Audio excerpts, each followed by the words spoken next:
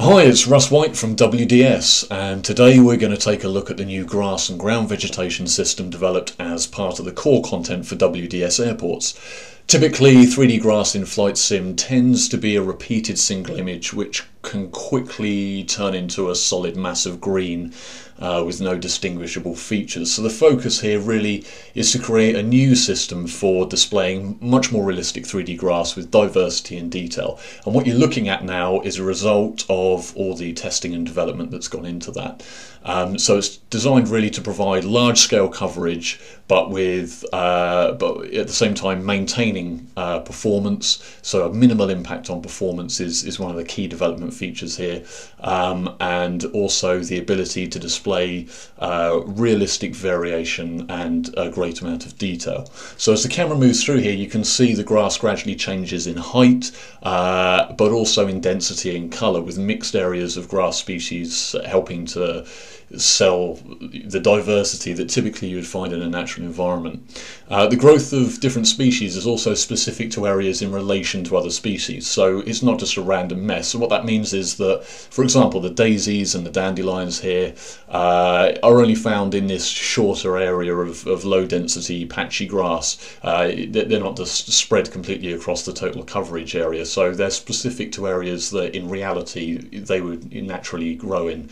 Whereas the taller weeds and grasses you can see also stick to their own localized areas in clumps such as they would in the real world, and generally be associated with wetter soil. So again, you know, that perfectly suits the sort of drainage ditches that are commonly found running parallel to taxiways. You can also see here some of the new HDX trees as recently previewed on the forum a few weeks back. These are just some of the deciduous trees. The fir and pine trees that were also part of that recent preview are absent from this scene because they're not really suited to this scenario, but they'll probably feature in another video at some point.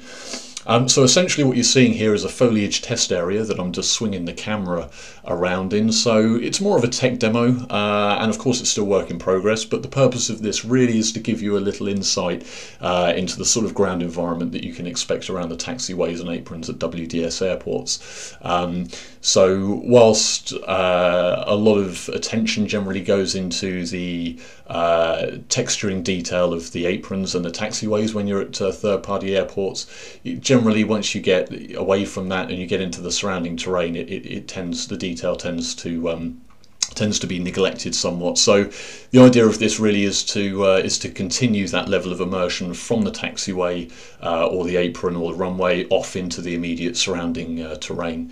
Plus, anyone who is a helicopter enthusiast will love playing with this stuff because it adds a completely new level of immersion to low-level ground proximity flying.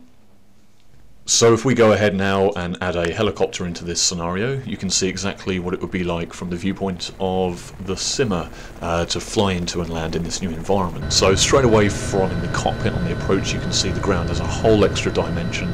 It's got depth and detail, and it makes judging your altitude, as you can see here straight away, much more intuitive and natural, but also forces you to look for a more appropriate area to land.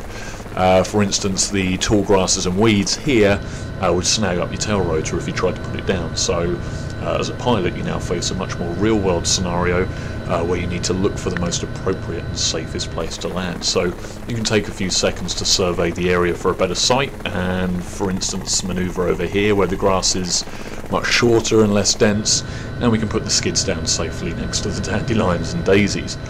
Incidentally, all of these plants and grass species are created from dedicated digital photography together with some custom processes for divergence and dispersal and placement, etc. So it's also worth noting actually at this point that every single shot you see here in this video is completely as it appeared in the sim when I recorded it.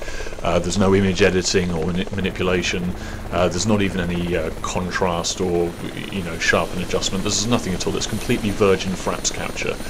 What you see is what you get, so it gives you the best possible idea of what this is going to look like when it's installed in your simulator. So that's it for now. If you've got any questions, suggestions or feedback, then feel free to put them to me on the WDS forum by visiting www.wdsims.com and clicking through to the forum. Okay, thanks for watching.